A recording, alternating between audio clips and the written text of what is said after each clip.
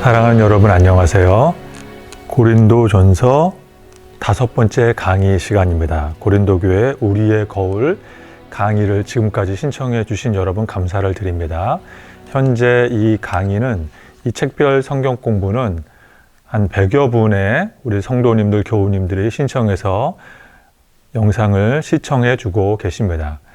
그런데 신기한 점은 신청하신 분들보다 더 많은 분들이 이 영상을 보셔서 조회 숫자는 더 많은 숫자가 기록에 남고 있다는 것입니다. 그 말인즉슨 책별 성경 공부 고린도교회 우리의 거울을 신청하지 않고 영상을 보고 계신 분들이 계시다라는 것입니다. 감사의 말씀을 전합니다.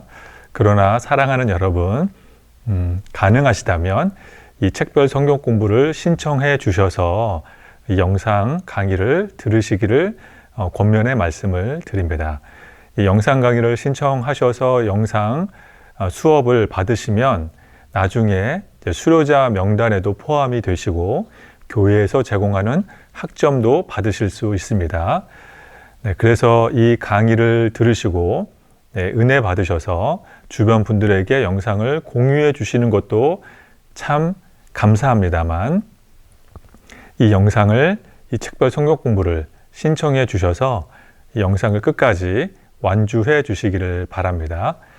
지금은 사실 신청 기간은 지났습니다. 하지만 우리 반장님들께 혹은 저에게 신청을 다시 한번 해 주신다면 우리가 영상을 이렇게 보실 수 있도록 여러모로 도와드리도록 하겠습니다. 우리 5번째 강의 시간입니다. 고린도전서 강의를 들으시면서 고린도 성경 말씀을 읽으실 때, 묵상하실 때 도움이 되셨는지 참으로 궁금합니다. 오늘의 강의 제목은 하나님의 성전 그리고 바울의 사랑입니다. 고린도 교회 우리의 거울 5번째 5강 강의 제목은 하나님의 성전 그리고 바울의 사랑입니다. 오늘은 고린도전서 3장과 4장 2장의 말씀을 함께 공부하도록 하겠습니다. 3장과 4장은 연결되는 점이 많이 있습니다. 3장과 4장에서 특별히 서로 연결되는, 공유되는 지점은 바울이 고린도 교회로부터 공격을 받고 있고 바울은 이 고린도 교회 공격에 대해서 스스로를 변호하며 고린도 교회 성도들이 바른 신앙의 길로 나아가도록 권면하고 권유하고 있다라는 것입니다. 오늘 강의를 통해 드리는 첫 번째 교훈, 바울은 고린도 교회의 성도들을 향해서 하나님의 성전이 되어라, 하나님의 집이 되어라 라고 말하고 있습니다. 여기서 말하는 하나님의 성전, 하나님의 집은 교회 공동체를 말하며 또 성도 한 사람 한 사람을 말하는 이중 의미를 지닌 단어입니다. 바울은 지금 고린도 교회 성도들을 향해서 하나님의 성전, 하나님의 집이 되어라 라고 말하고 있습니다. 고린도 전서 3장 9절 말씀입니다. 우리는 하나님의 동력자들이요 너희는 하나님의 밭이요 하나님의 집이니라. 바울은 먼저 우리는, 즉 바울과 바울의 선교팀원은 하나님의 동력자들이다 라고 말하고 있습니다. 바울과 바울의 선교팀원들이 하나님의 동력자라고 말하는 이유는 지난 강의에서 말씀드린 것처럼 바울의 선교는 말의 화려함으로 하지 않고 그리스 헬라 철학의, 로마 철학의 이 철학적, 수사학적 화려함을 가급적 배격한 채 단순한 복음을 전했습니다. 믿고 세례를 받으라는 단순한 복음을 전할 때 놀랍게도 하나님의 능력, 성령의 능력, 기적 사건이 나타났습니다. 많은 사람들이 믿고 세례를 받았습니다. 그래서 바울은 우리가 바로 하나님의 동력자들이라고 말합니다.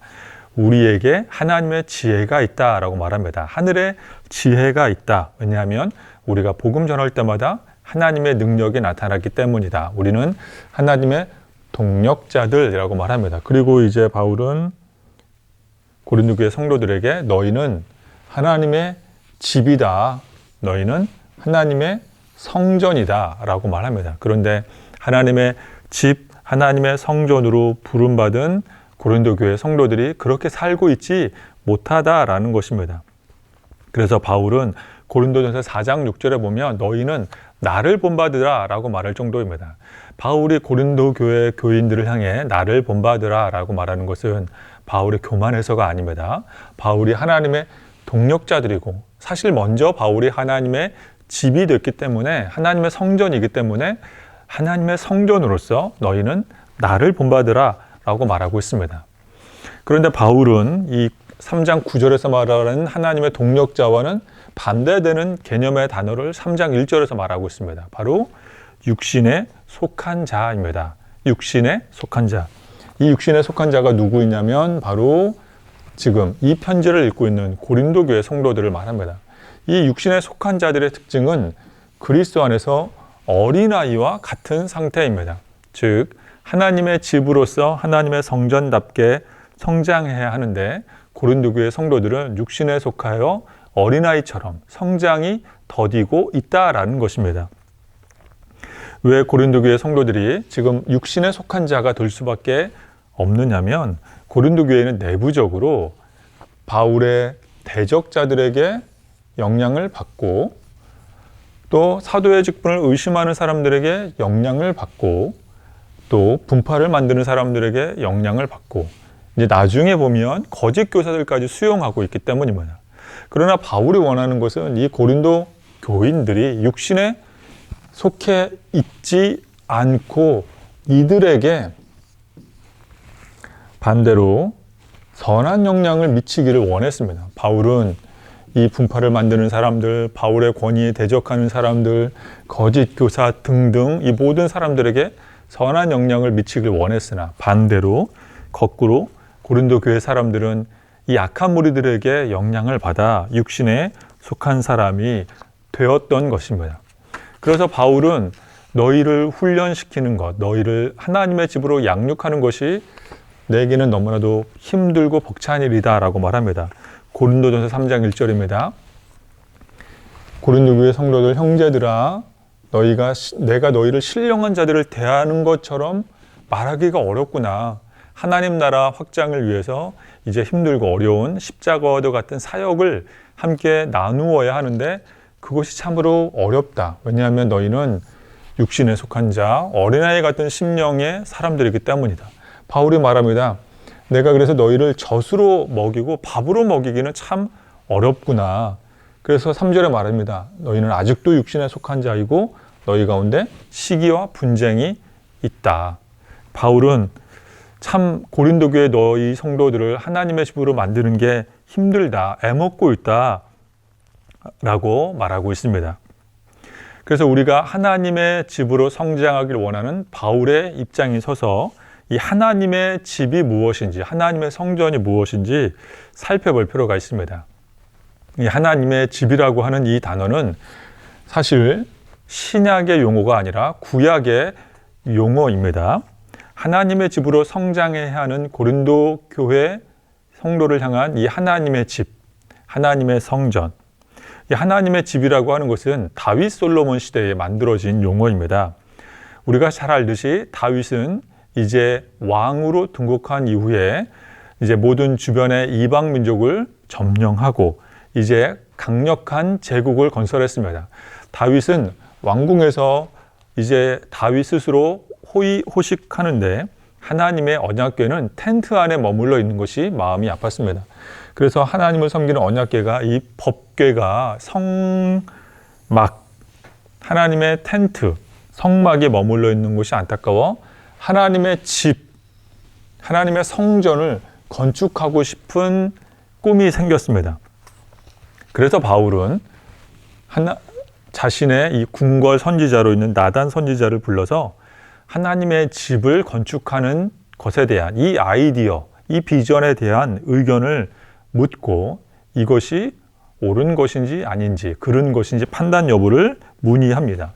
당연히 나단 선지자는 선한 동기에서 좋은 비전이라고 생각하여 왕이 원하는 대로 추진하도록 답변을 합니다. 그런데 그 밤에 나단 선지자가 이제 어전 회의를 마치고 이제 퇴청하여 자신의 개인 기도실에서, 개인 집에서 기도할 때 그 밤에 하나님께서 나단 선지자에게 나타나 기도에 대한 이 질문에 대한 대답을 해주십니다.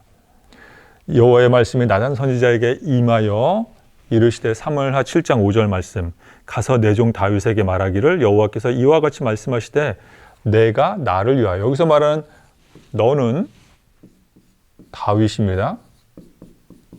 나 하나님을 위해서 집을 짓겠느냐 즉 집을 짓지 말아라 라고 말합니다. 분명히 선한 동기 좋은 비전에서 출발한 계획을 하나님은 거절하십니다. 그 이유가 무엇인지 구체적인 이유는 시간 관계상 여기서는 생략하도록 하겠습니다. 우리 사랑하는 여러분, 구체적인 이유가 궁금하신 분들은 올해 2022년 중보기도 세미나 2강을 참고하시길 바랍니다. 역시 중보기도 세미나 제가 강의하였습니다. 2강에 보시면 하나님께서 왜 다윗의 이 선한 의도를 거절하셨는지 자세히 설명되어 있습니다. 이제 좀 거두절미하여 다윗이 기획하고 솔로몬이 완공한 7년에 걸쳐서 완공한 이 솔로몬 성전이 기원전 950년경에 이제 완공을 하게 됩니다. 그리고 우리가 잘 아는 것처럼 바벨론 제국의 침공에 의하여 이제 이 솔로몬 성전은 무너지고 그리고 70년의 시간이 지나서 이제 바벨론 포로 귀환 시대를 맞이하여 수룹바벨이라고 하는 이제 새로운 총독에 의해서 두 번째 성전이 세워집니다. 이 성전을 기원전 500년경, 516년경에 세워진 제2성전이라고 말합니다. 그래서 이 성전, 이 수룹바벨 성전은 유대인의 정통성을 이어받은 성전이라고 유대인들이 생각을 합니다. 그 말이 무슨 뜻이냐면 솔로몬이 성전을 완공했을 때 하나님께 봉헌 기도를 드렸습니다. 하나님, 하늘 위에 계신 하나님이라도 어떻게 이렇게 협소한 공간에 하나님께서 거하시겠습니까? 하늘에 거한다라고 하는 말은 유다인들의 그 당시에 우주관을 말합니다. 유대인들이 생각하는 이 높고 높은 하나님께서 어떻게 이 땅 위의 성전에 계시겠습니까? 솔로몬의 기도를 들은 하나님께서 이렇게 응답하십니다. 너희가 이곳에 모여 회개하며 기도하면 내가 너희의 죄를 사하고 이 땅을 고쳐줄 것이다. 즉 솔로몬의 성전은 예배드리고 회개하고 기도하는 본래의 기능이 있는 곳입니다. 즉 예배드리고 기도하고 회개하는 이 원래 성전의 정통성을 이어받은 것이 바로 이 수룹바벨 성전입니다. 그런데 반면에 이제 이 수룹바벨 성전도 세월과 함께 폐허가 됐을 때 마지막으로 지어진 성전이 헤롯 성전입니다. 기원전 20년부터 해서 주후 60년경까지 예수님께서 돌 위에 돌 하나도 남지 않고 멸망할 것이다 라고 예언한 성전이 바로 이 헤롯 성전입니다. 그렇다면 이 성전은 이 유대인에게 인정받는 성전인가? 이 헤롯 왕 자체가 사실은 유대인이 아닌 이방인으로서 이 에돔 출신의 왕입니다. 그는 에돔 출신의 왕이지만 로마 제국의 힘을 얻은 분봉왕이 되어 이제 피지배 민족인 유대인들의 환심을 사고자 성전을 지었습니다. 유대인들의 입장에서는 이 헤롯이 지은 성전을 보며 어쩔 수 없이 그곳에서 예배를 드려야 하지만 정통성이 훼손됐으며 또 이방인 왕이 지은 성전에서 예배드리며 유대인들은 어서서히 메시아가 임하여 성전, 다윗 솔로몬 시대와도 같은 성전을 짓고 이스라엘 민족을 회복시키길 원했습니다. 즉 유대인들은 코앞에 있는 성전을 보며 이 성전이 회복하기를 바라는 유대인들의 입장에서는 여러 가지 감정을 느끼게 만드는 헤롯 성전이었습니다. 그리고 그 당시에 제사장들은 레위인들은 이 성전에서 장사를 하며 사업을 하며 이익을 챙기는 기득권으로 자리 잡게 된 것입니다. 그리고 예수님은 그들을 비판했고 그들에 의하여 십자가에 못 박혀 죽게 된 것입니다. 다시 말해 이 헤롯 성전은 정체성이 연결되지 않은 정치색이 가미된 유대인들에게 환심을 사기 위해 만든 성전이 헤롯 성전이었습니다. 그리고 이 지점에서 우리가 한번 바울의 일생을 한번 재조명해야 합니다. 우리가 하나님의 성전이라는 바울이 고린도 교회를 향한 이 하나님의 성전 되어라라는 말을 지금 묵상하고 있습니다. 그래서 성전 연대기를 살펴보았고 이제는 바울의 일생을 살펴보려고 합니다. 왜냐하면 바울의 일생이 그 당시에 성전과 관련이 있기 때문입니다. 바울의 일생에 대한 여러 설이 있습니다. 이렇게 하나로 모아진 설이 없지만 대표적인 몇 가지를 설명을 드리면, 첫 번째, 바울이 약 한 30살쯤에 예수님을 만나서 다메섹 가는 길에 빛으로 임하신 예수님을 만나서 이제 약 한 20년 정도 선교 사역을 했다고 보는 것입니다. 바울의 선교 일정을 역추적해 보니 20년 정도 선교를 감당했고, 그래서 50대에 순교를 했다라는 것입니다. 두 번째 설은 바울이 약 한 40세쯤에 예수님을 만나서 역시 그의 선교 열정을 역추적해 보니 20년 정도 사역을 한 이후에 60대에 순교했다라고 보는 것입니다. 그 당시에 많은 유대인들이 대략 한 평균 수명이 50년 정도 살았을 것으로 봅니다. 그 근거가 되는 말씀이 요한복음 8장에 보면 예수님께서 유대인들과 논쟁하실 때 아브라함은 나의 때를 볼 것이다 라고 말했습니다. 그래서 유대인들이 너는 아직 50도 못 됐는데 어떻게 우리 조상 아브라함을 봤다고 말하느냐 라고 반문을 합니다. 그래서 이 50이라고 하는 이 나이대가 그 당시 유대인의 평균 수명이며 50을 넘어서 사는 사람들은 장수한 어르신으로 대우를 했습니다. 그래서 바울은 40세 때 예수님을 만나서 50세 혹은 60세 전후로 10년 전후로 이제 순교했을 것이라고 봅니다. 혹은 약권의 나이 20세에 예수님을 만나서 바울의 20년 선교가 아니라 우리가 알지 못하는 선교의 여정이 더 있었다라고 생각을 하며 50대쯤에 순교를 했을 것으로 보기도 합니다. 그래서 바울이 예수님을 만난 나이, 사역한 나이, 순교한 나이가 대략 플러스 마이너스 한 10년 정도의 이제 차이가 나는 것을 보게 됩니다.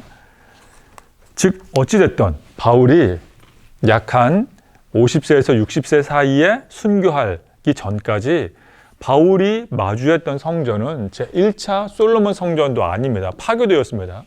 2차 수르바벨 성전도 아닙니다. 역시 파괴되었습니다. 남은 세 번째 성전, 헤롯 성전을 바울은 보았고 이 성전이 건재했을 때 바울은 활동했던 것입니다. 즉 다시 말해 바울이 유대인들을 향해 성전되어라 라고 말한 것은 성전의 원래 기능, 예배드리고 순종하며 회개하는 그 원래의 기능대로 너희는 살아야 한다라는 것입니다. 그럼에도 불구하고 너희는 하나님의 성전 집이라는 정체성을 놓친 채 하나님이 원하지 않는 길로 가고 있으니 이제 이 하나님의 깊은 섭리를 깨달아 하나님의 성령에 거하시는 하나님의 성전이 되어야 한다라고 말했습니다. 지금 바울의 눈앞에 있는 성전은 그 원래 기능을 상실했지만 하나님을 예배하고 순종하는 것이 고린도 교회 너희의 원래의 사명이다 라고 말하고 있습니다. 그렇다면 사랑하는 여러분, 이 말씀을 우리에게 적용해 보아야 합니다. 우리가 바로 하나님의 성전이며 하나님의 집인 줄로 믿습니다. 성도 한 사람 한 사람, 우리 사랑하는 우리 교회가 하나님의 집이며 하나님의 성전입니다. 우리들도 바울이 고린도 교회를 향한 권면처럼 하나님의 성전으로 하나님의 집답게 신앙생활하며 순종하며 예배드려야 할 줄로 믿습니다. 오늘 고린도 교회 우리의 거울 5강 하나님의 집, 하나님의 성전, 그리고 바울의 사랑 5강 두 번째 교훈은 하나님께서만 성장하게 하십니다. 오직 하나님께서만 자라나게 하십니다. 공동체의 성장, 공동체가 자라나게 하는 분은 바울도 아니고 아볼로도 아니고 특정 누구도 아닌 하나님께서 주인공 되어 자라나게 하십니다. 고린도 교회의 대표적인 엉뚱한 행보와 시기는 문제는 바로 당파를 만들어 서로 분쟁하는 것입니다. 서로 경쟁하는 것입니다. 이들의 잘못된 행적에 대해 바울은 해답을 제시합니다. 오직 하나님께서 자라나게 하신다. 고린도전서 3장 7절 말씀입니다. 그런즉 심는 이나 물 주는 이는 아무것도 아니되 오직 자라나게 하시는 분은 하나님뿐이니라. 여기에서 말하는 심는 이는 바로 바울을 뜻하고 있으며 물 주는 이는 이제 아볼로를 뜻하고 있습니다. 아볼로. 그래서 헬라어로는 아폴로스. 지금 우리 성경에는 아볼로로 말하고 있습니다. 그래서 여기서 바울이 왜 심는 이냐면 고린도 교회에 처음으로 복음을 전하고 교회를 개척하고 세례를 베푼 사람이 바울이기 때문입니다. 그런데 바울을 이어서 아볼로가 고린도 교회에 당도하여 이제 바울과는 다른 스타일의 목회, 철학과 수사학을 겸비한 화려한 언변으로 복음을 전하는 아볼로였습니다. 그래서 바울과 아볼로는 사실 아무것도 아니다. 서로 받은 상급이 다를 뿐이고 오직 교회 공동체를 성장하게 하는 분은 하나님 한 분뿐이다. 교회라는 공동체 안에서 바울이나 아볼로나 심는 자나 물 주는 자는 그저 조연에 불과하고 주인공은, 자라나게 만드는 주체는 바로 하나님 한 분뿐이다 라고 바울이 얘기하고 있습니다. 그렇다면 여기서 우리가 궁금증이 하나 생깁니다. 고린도 교회에 바울이 지적한 대표적인 문제는 4개의 분파로 나눠진 것입니다. 그런데 지금 바울은 바울파, 게바파, 그리스도파, 아볼로파 이 4개의 분파를 제외하고 바울과 아볼로파 2개의 분파만 있다라고 말하고 있습니다. 이게 무슨 뜻이냐면 지금 바울이 교회를 개척했고 그래서 바울이 떠난 이후에 지금 고린도 교회의 실질적 리더는 아볼로가 감당하고 있다라는 것입니다. 아볼로가 고린도 교회의 실질적 2번째 2대 당회장이 된 이후로 교회 안에 문제가 생겨나고 있다는 겁니다. 1대 바울, 2대 아볼로. 그런데 물론 아볼로가 잘못된 의도와 동기를 가지고 교회를 망가뜨리고 있는 것이 아니라 아볼로는 선한 의도로 복음 전하는 목회 사역, 선교 사역을 감당하는데 문제는 고린도 교회 사람들이 하나님의 성전인 것을 잊어버리고 육신에 속한 자처럼 반응하고 있다는 것입니다. 그래서 바울은 이 문제를 해결하고자 이제 고린도 전서 4장 17절에 보면 디모데를 파송해서 이 문제를 바로잡겠다라고 말합니다. 그래서 고린도 전서에 있는 4개의 파당은 바울, 그리스도, 게바, 아볼로 4개의 파당은 지금 고린도 전서 3장으로 가면 2개의 파당이 존재하는 것처럼 말합니다. 그래서 바울은 이렇게 말하고 있습니다. 심는 자, 물 주는 자. 아까 말했던 바울과 아볼로는 다 사실은 각각 열심히 일한 것이고 각각의 상이 따로 예비되어 있다. 누가 더 탁월하고 누가 더 열등한 것이 아니다 라고 말합니다. 그리고 이제 고린도 교회 성도들을 향해서 너희는 그리스도라고 하는 터 위에 세워진 교회, 하나님의 집, 하나님의 성전이 되었다라고 말을 합니다. 그리고 이제 너희는 그리스도의 터 위에 세워진 교회이니 그리스도의 것이 되었다. 하나님의 것이 되었다라고 말합니다. 그리스도가 하나님의 것이기에 그리스도의 것, 하나님의 것이 되었다. 그래서 너희는 하나님의 성전인 것, 하나님의 성령이 너희 안에 거하는 것을 명심해야 한다. 그러면서 17절에 경고의 말씀을 기록해 둡니다. 누구든지 하나님의 성전을 더럽히면 하나님이 그 사람을 멸하신다. 그러므로 너희도 성전을 거룩하게 여겨야 한다. 교회를 그리고 너희 스스로를 너희의 영혼과 몸을 거룩하게 여겨야 한다라고 말합니다. 이 지점에서 바울이 생소한 단어인 공력이라는 단어를 사용하고 있습니다. 공력. 만일 누구든지 그 위에 이 예수 그리스도의 터전 위에 교회를 세웠는데 여기서 교회라는 말 혹은 하나님의 성전 대신에 공적이라는 단어를 사용하고 있습니다. 이 공적이라는 단어가 옛날 성경에는 공력이라고 했습니다. 그래서 신앙생활을 30년, 40년 이상 하신 분들은 이 공력이라는 단어가 익숙하실 것입니다. 공력, 공적. 이게 어떤 의미가 있느냐면 첫 번째는 일이라는 뜻이 있습니다. 두 번째는 어떤 업적, 세 번째는 어떤 작품 또는 네 번째는 어떤 성과 혹은 어떤 결과, 즉 이런 일, 업적, 작품, 성과, 결과의 이런 단어들의 총괄 개념이 공적이라는 단어로 바울이 지금 사용하고 있는 것입니다. 다시 설명하자면 예수 그리스도의 터전 위에 교회를 세웠습니다. 하나님의 성전되라고 세웠습니다. 그래서 이 하나님의 성전에서 솔로몬 성전이 했던 것처럼 바른 예배, 바른 기도, 바른 신앙생활 하도록 하는 것, 바른 교회가 되는 것, 바로 그것이 공적입니다. 바른 일, 바른 목적, 바른 업적, 바른 작품, 바른 성과, 바른 결과가 되는 공적, 하나님의 집이 되어라 라고 바울이 고린도 교회 성도들에게 말하고 있습니다. 그런데 만약에 이 그리스도라는 터전 위에 공적을 세웠는데, 교회를 세웠는데, 하나님의 집을 세웠는데 그것이 최후의 심판에 하나님의 불심판을 받을 것이다. 하나님의 이 불의 연단을 받을 것이다. 이 불의 연단을 견뎌내는 공적 있는 교회, 이 최후의 심판도 이겨낼 수 있는 강한 힘이 있는 하나님의 성전으로 너희는 거듭나야 한다. 하나님의 성전이 되어라 라고 바울이 말하고 있습니다. 그래서 이것을 조금 설명해 보면, 정리하자면 이렇습니다. 바울이 고린도 교회를 향해서 너희는 육신에 속한 자다. 그러나 자라나게 하는 분은 하나님 한 분뿐이다.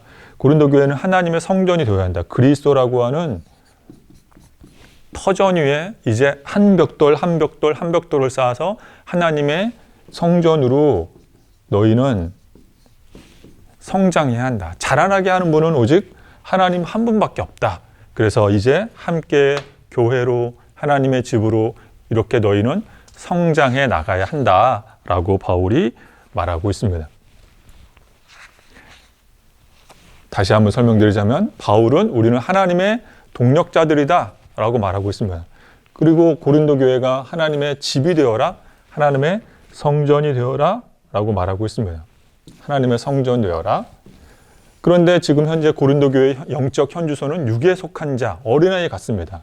그래서 너희가 하나님의 참된 성전이 되려면 바로 솔로몬 성전, 스룹바벨 성전처럼 기도하고 회개하고 예배드리고 하나님을 잘 섬기는 성전이 되려면 예수 그리스도의 터전 위에 세워져야 한다. 너희는 거짓 교사들을 멀리하고 분당을 만드는 사람들을 멀리하고 바울의 사도적 권위에 대해 항명하는 사람들을 멀리하고 너희는 성전이 되어라. 그리고 하나님의 성전으로 자라나게 하는 것은 바울과 아볼로 아니다. 각자의 상급이 있을 뿐이다. 오직 자라나게 하는 주인공은 하나님 한 분뿐이다.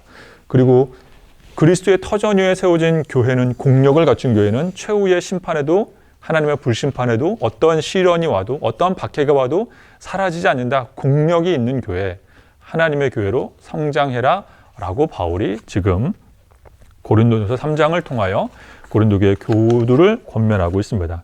그러므로 사랑하는 여러분, 우리들도 동일합니다. 우리들도 역시 공력을 갖춘 하나님의 집, 하나님의 성전으로 성장하고 자라날 수 있기를 예수님의 이름으로 축원드립니다. 오늘 고린도 교회 우리의 거울 5강, 하나님의 집, 그리고 바울의 사랑 5강 세 번째 교훈은 사랑을 받은 만큼 사랑은 돌려주게 되어 있습니다. 사랑을 받은 만큼 사랑은 돌려주게 되어 있습니다.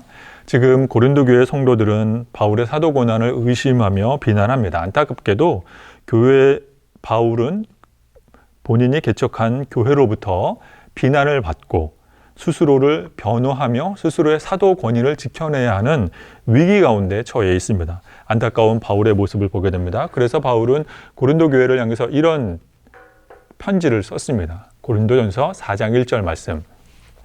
사람이 마땅히 우리를 그리스도의 일꾼으로 하나님의 비밀을 맡은 자로 여겨야 한다.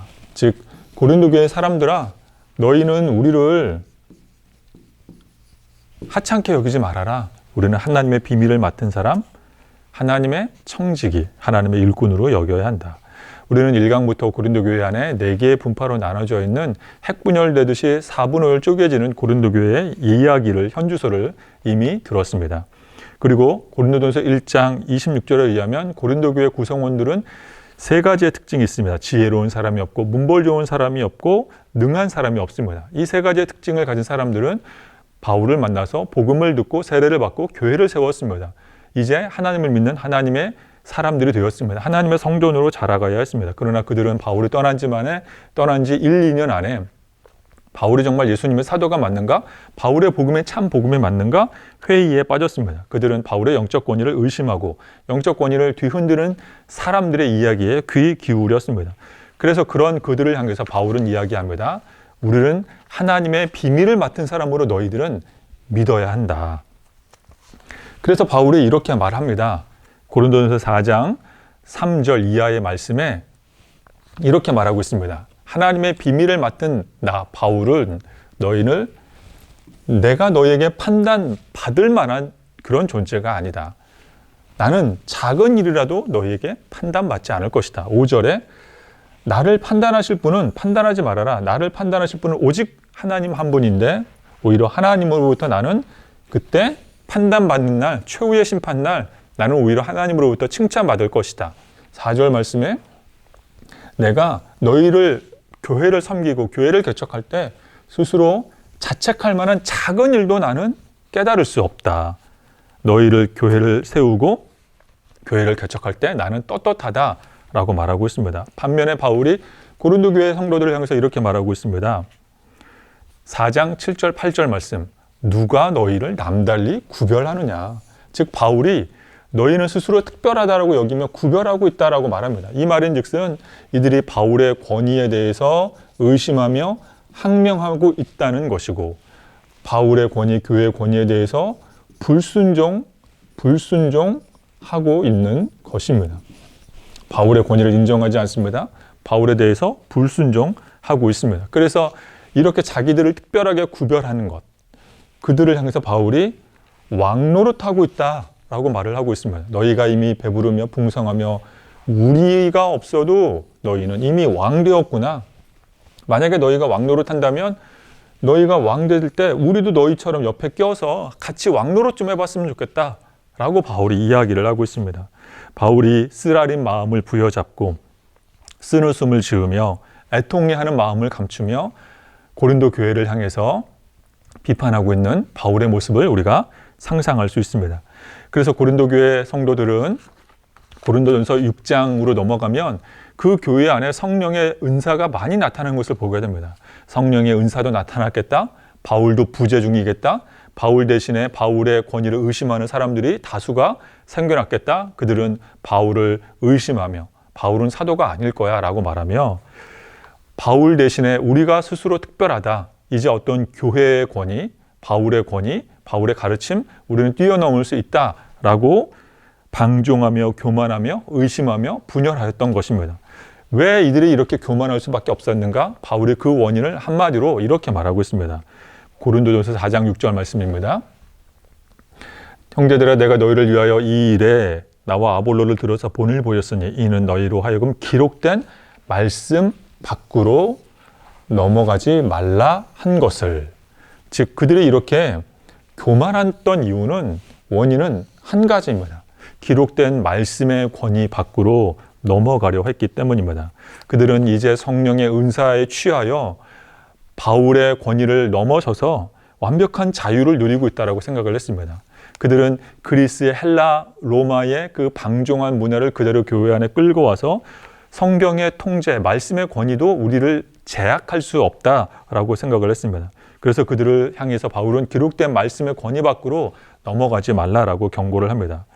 그렇습니다. 사랑하는 여러분, 우리가 권위에 순종할 수 있다라는 것이 축복인 줄로 믿습니다. 우리가 교회 공동체 안에 속하여 공동체의 권위, 교회의 전통에 순종하는 것, 교회의 원칙에 따라가는 것, 목회자의 권위에 인정하고 존경하는 것, 이것이 바로 우리가 하나님께 복을 받는 비결입니다.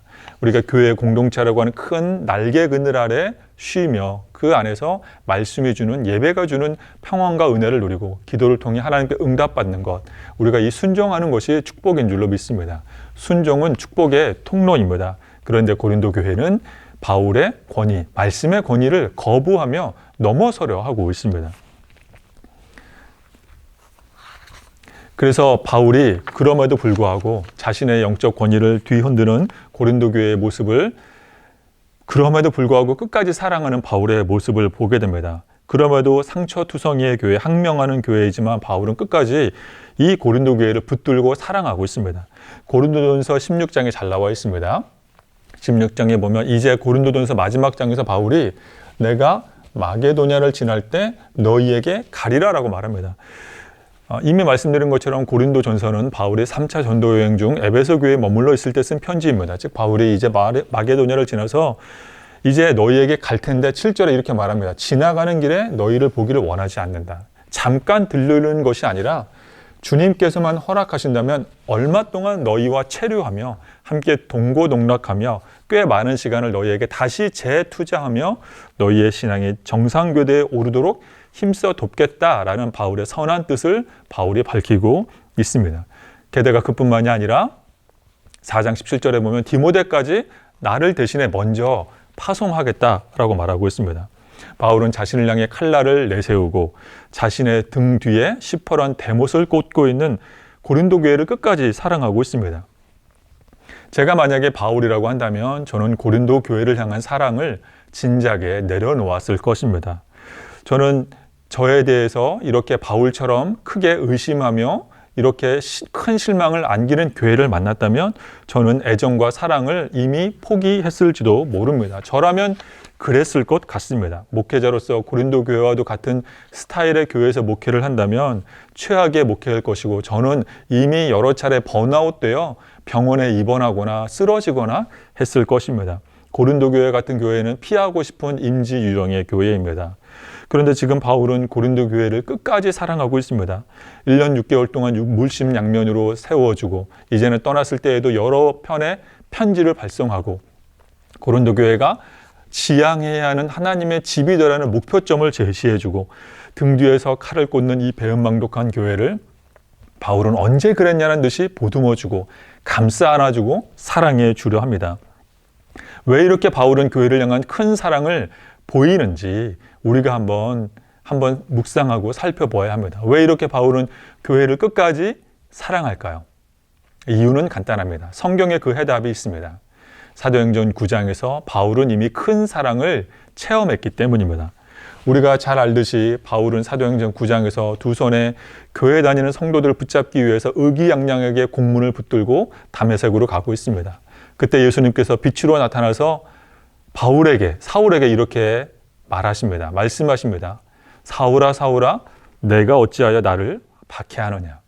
여기서 사울은 바울입니다. 바울이 사울입니다. 사울은 바울의 히브리식 발음이며 바울은 사울의 헬라식 발음입니다. 사울은 공교롭게도 낮은 자, 높은 자, 사울은 높은 자, 바울은 낮은 자라는 뜻입니다. 그래서 히브리식 발음, 헬라식 발음이든 상관하지 않고 사울 높은 자에서 바울 낮은 자로 바뀌어진 이유는 그가 바로 예수님을 만났기 때문입니다. 그런데 사울의 입장에서는 의아합니다. 사울은 예수님을 박해하지 않았기 때문입니다. 그는 교회 다니는 사람들, 신앙 있는 사람들을 체포하려는 공문을 가지고 있었습니다. 바울은 교회를 박해했습니다. 그런데 예수님은 내가 나를 박해한다고 말하고 있습니다. 다시 말해 바울은 예수님께서 교회를 한 몸으로 사랑하신다는 것을 깨닫게 된 것입니다. 예수님은 교회를 하나로 여기신다는 것을 사울이 깨닫게 된 것입니다. 그래서 바울은 어떤 교회를 만나든 어느 교회가 자신의 마음을 쓰라리게 아프게 하든 사울아 사울아 내가 어찌하여 나를 박해하느냐라는 이 예수님의 음성을 떠올릴 수밖에 없게 된 것입니다. 그렇습니다, 여러분. 예수님께서 바울이 아직 변화되기도 전에 사랑해 주셨습니다. 예수님께서 바울이 여전히 예수님을 향해 배반하고 있지만 예수님은 바울을 있는 모습 그대로 사랑해 주셨습니다. 이 사랑을 받아본 바울이 교회를 자신의 과거의 모습처럼 자신을 향해 등을 돌리는 교회를 바울은 끝까지 사랑하고 있는 것입니다. 그렇습니다, 여러분. 사랑을 받아본 사람만이 그 사랑을 흘려보낼 수 있습니다. 바울은 예수님을 핍박했지만 교회를 핍박했지만 예수님은 그 바울의 모습 그대로 보듬어 주셨습니다. 그 큰 사랑을 받은 바울은 고린도 교회가 과거의 자신의 모습처럼 바울 자신을 의심하고 핍박하고 등 돌릴지라도 사랑할 수밖에 없는 것입니다. 왜냐하면 먼저 예수님이 바울을 사랑해 주셨기 때문입니다. 사랑하는 여러분, 예수님께서 저와 여러분을 위해 십자가에 못 박혀 죽으신 큰 사랑 보여주셨음을 믿으십니까? 저 역시 하나님 앞에서 너무나도 부끄러운 사람입니다. 그러나 하나님의 사랑, 예수님의 사랑을 받았기 때문에 이 부족한 모습 그대로 쓰임받기를 원하는 마음으로 이렇게 교회를 섬기고 있습니다. 사랑하는 여러분, 예수님께서 저와 여러분을 끝까지 사랑해주고 계십니다. 그렇다면 우리가 이 받은 사랑을 그대로 교회로 흘려보내야 합니다. 우리가 두 손에 받은 사랑, 우리가 교회로 흘려보내야 합니다. 우리가 사랑을 하나름 받았다면 그 사랑을 나 외에 다른 타인과 타자에게, 교회에게 그 사랑을 흘려보내야 합니다. 사랑을 받아본 사람만이 그 사랑을 다른 사람에게 흘려보낼 수 있습니다. 그러므로 사랑하는 여러분, 이제 5강 강의를 듣고 계속해서 이 고린도 교회 책별 성경 공부 강의를 들으면 들을수록 교회를 사랑하고 교회를 위해 기도하고 교회의 권위, 목회자의 권위에 순종하며 교회를 더욱더 사랑한 바울처럼, 예수님처럼 날로 교회를 향한 우리의 사랑이 커져갈 수 있기를 우리 구주 예수님의 이름으로 축원드립니다.